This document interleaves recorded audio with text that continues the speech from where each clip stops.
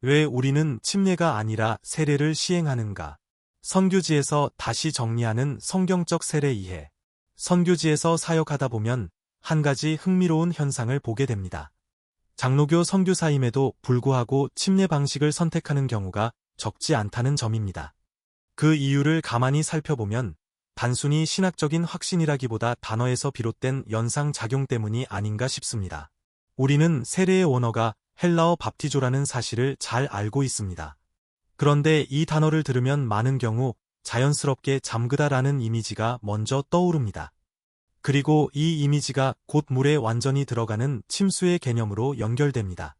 여기에 더해 밥티조라는 단어가 영어의 베프티즘으로 이어지면서 침례교를 떠올리게 되고 결국 밥티조라는 단어 자체가 곧 침례를 의미한다고 이해하는 경향이 생깁니다. 이러한 연상 과정이 반복되면서 세례의 원어인 밥티조는 곧 침례를 의미하고 나아가 침례가 세례의 원형이며 더 성경적인 방식이라는 생각으로까지 이어지게 됩니다. 그러나 실제로 성경을 자세히 살펴보면 밥티조라는 단어의 의미는 결코 침수 하나로 제한되지 않습니다. 오히려 성경은 이 단어를 훨씬 더 넓은 의미로 사용하고 있으며 세례 또한 다양한 상징을 통해 그 의미를 분명하게 드러냅니다. 먼저 밥티조라는 단어가 반드시 완전한 침수를 의미하지 않는다는 사실은 성경 본문 자체에서 확인할 수 있습니다.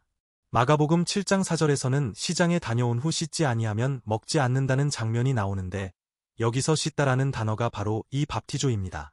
이 장면은 유대인의 정결 규례를 설명하는 것으로 몸 전체를 물에 잠그는 행위를 의미하기보다는 정결을 위한 씻음의 행위를 가리킵니다. 또한 같은 구절에서 그릇을 씻는 행위에도 같은 어근이 사용되는데 이것 역시 반드시 완전 침수를 의미한다고 보기 어렵습니다.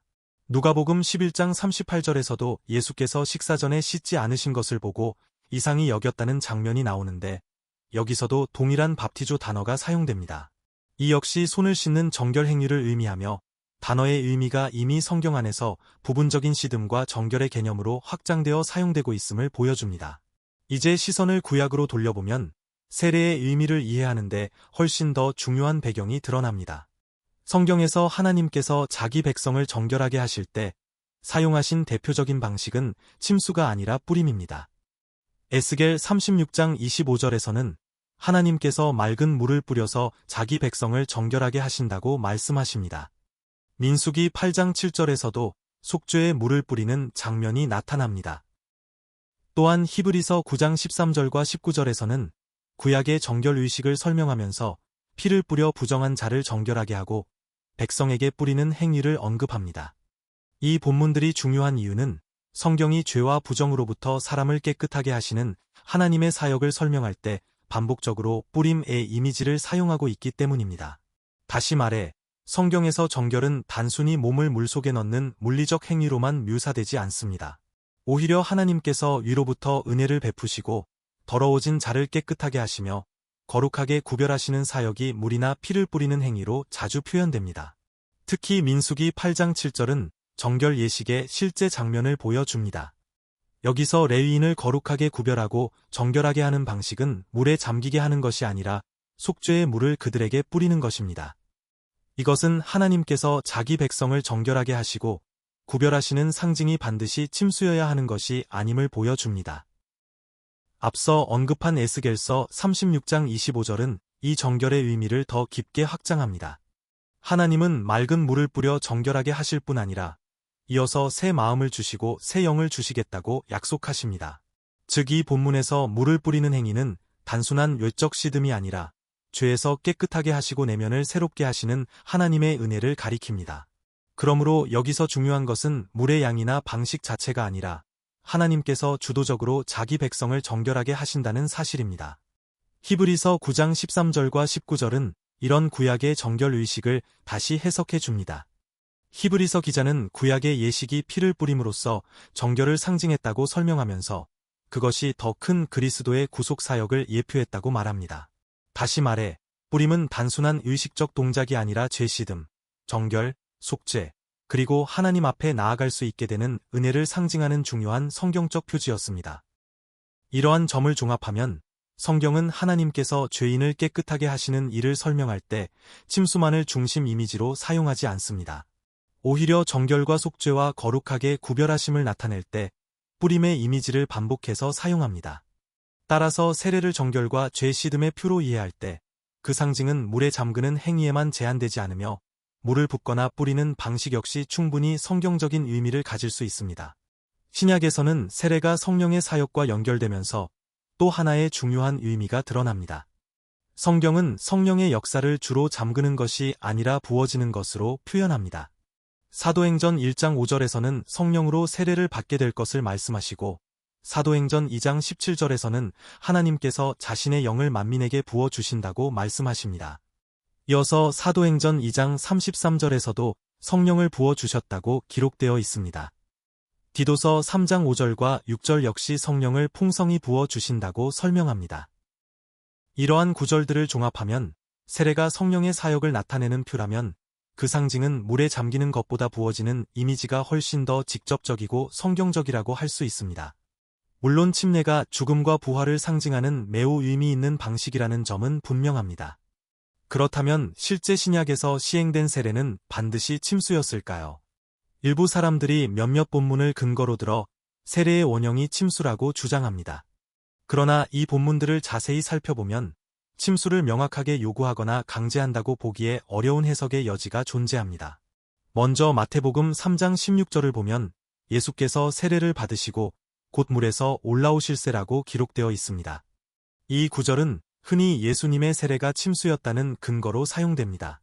그러나 여기서 사용된 표현은 헬라어로 아포투 히다토스이며 이는 문자적으로 물로부터 또는 물가에서 라는 의미를 가질 수 있습니다. 이 표현은 반드시 물속 깊이 들어갔다가 완전히 잠긴 상태에서 나왔다는 것을 의미하지 않습니다. 다시 말해 이 구절은 침수를 가능하게 하는 표현이기는 하지만 침수만을 의미하는 결정적인 증거라고 보기는 어렵습니다. 사도행전 8장 38절과 39절에 나오는 빌립과 에디오피아 내시의 경우도 마찬가지입니다. 본문에는 두 사람이 함께 물에 내려갔다가 올라온 것으로 기록되어 있습니다. 그러나 여기서 주목해야 할 점은 세례를 집례한 빌립도 함께 물에 들어갔다는 사실입니다. 만약 이 장면을 침수로 해석한다면 집례자 빌립 역시 동일하게 물속에 들어가야 하는 상황이 됩니다. 따라서 이 장면은 두 사람이 물가로 내려가 세례를 시행하고 다시 올라온 것으로 이해하는 것이 문맥상 더 자연스럽습니다. 또한 이 두 본문 모두 공통적으로 보여주는 특징이 있습니다. 그것은 세례의 방식을 설명하려는 것이 아니라 세례 사건 자체를 기록하고 있다는 점입니다. 성경은 이 장면에서 물의 깊이나 사용된 방식에 대해 구체적으로 설명하지 않습니다. 만약 침수가 반드시 필요한 본질적인 요소였다면 성경은 보다 명확하게 그 방식을 강조했을 가능성이 높습니다. 그러나 실제로는 그러한 강조가 나타나지 않습니다. 따라서 이 본문들은 침수라는 방식을 가능하게 하는 사례로 볼 수는 있지만 그것을 침례기 세례의 유일한 규범이나 본질로 규정하는 근거로 사용하기에는 충분하지 않습니다. 더 나아가 성경에는 물리적으로 침수가 어려운 상황에서도 세례가 시행된 장면들이 등장합니다. 사도행전 2장 41절에서는 하루에 3,000명이 세례를 받았다고 기록되어 있는데 예루살렘의 환경을 고려할 때 이 모든 사람에게 침수를 시행하는 것은 현실적으로 매우 어려운 일입니다. 또한 사도행전 16장 33절에서는 감옥 안에서 밤중에 간수와 그의 가족이 세례를 받는 장면이 나오는데 이 역시 침수 방식으로 시행되었다고 보기 어려운 상황입니다. 이 모든 성경적 근거를 종합해보면 우리는 한 가지 중요한 결론에 도달하게 됩니다. 세례는 특정한 물리적 방식에 의해 규정되는 것이 아니라 하나님께서 주시는 은혜의 의미에 의해 이해되어야 한다는 것입니다. 따라서 세례 즉 헬라어 밥티조라는 단어를 단순히 침수로만 이해하여 세례의 본질을 제한하는 것은 성경 전체의 증언을 충분히 반영하지 못하는 해석입니다. 오히려 성경은 시듬, 뿌림, 부음이라는 다양한 상징을 통해 하나님의 구원과 성령의 사역을 드러내고 있으며 세례는 이러한 풍성한 의미를 담고 있는 성리입니다. 결국 중요한 것은 물의 양이나 방식이 아니라 하나님께서 자기 백성을 씻기시고 정결하게 하시며 성령을 부어주시고 언약 공동체 안으로 받아들이신다는 그 약속입니다. 그러므로 선교지에서 우리는 분명하게 가르쳐야 합니다. 세례는 결코 침례보다 약한 방식이 아니라 오히려 성경이 보여주는 풍성한 의미를 온전히 담고 있는 참된 성례라는 사실입니다.